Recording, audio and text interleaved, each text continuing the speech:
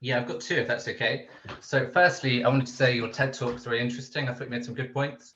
But I wondered firstly if you saw the irony in flying so far for a talk on climate change, and secondly, why you couldn't use Zoom instead.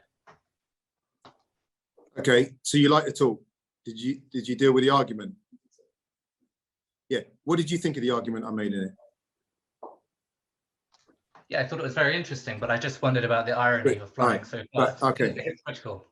So let's work through this. Do you know what the fundamental argument I made in the TED talk was? Sure. Sorry, I thought we were asking you questions rather than the other. Yeah, I know, but I'm just trying to see if we're on the same ground. The argument I made in the TED talk, the fundamental argument was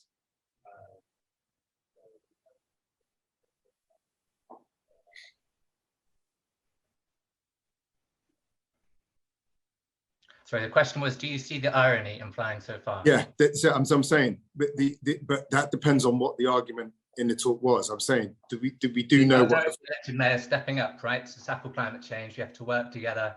We need the finance, we need the investment, and mayors need to.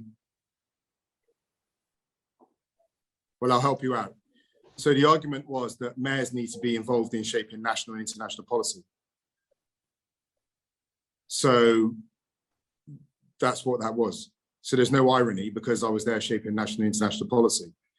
The argument was we can't leave it to national politicians because they're failing. We saw that at COP. So cities are, so let me take you through the argument in case, just if you engage with it. You need to decarbonize the world's cities because that's where most people live. And through cities, you can make more lives more efficient than through any other form of human organization, more quickly. At the moment, the national and international context in which we work is not supporting cities to decarbonize, right? It's not coherent. So what we are doing as cities is not waiting. We need national governments to work with us, but we're not waiting for them. So we are going out and we are working together to raise finance, as we do with the UK Climate Investment Commission, for example. And we're working together to shape national and international policy.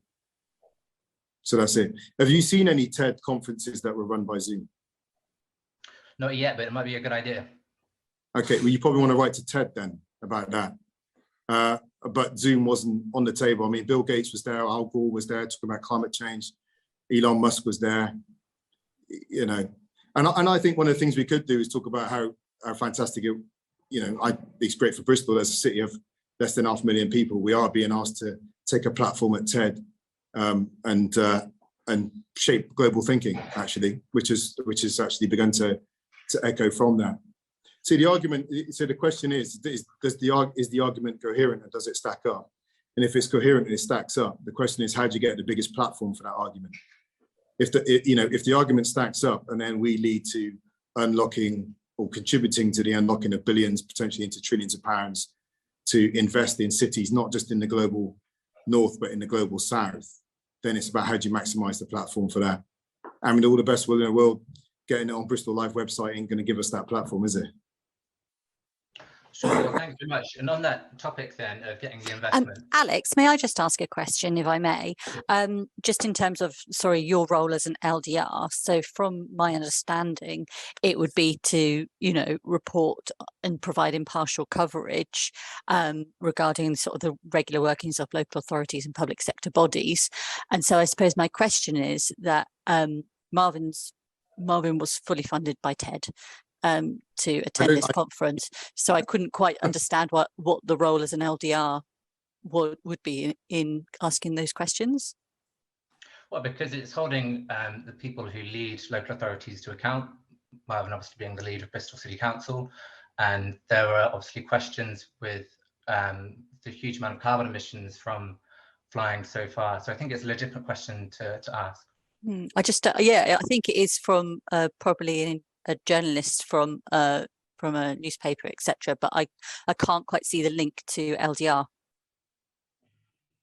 But I'll leave it there. And you had a second question? Yes, if that's okay. So it's on the. I would just say, I would ask, and this is why I'm so pleased that the Big Tent is here on Friday.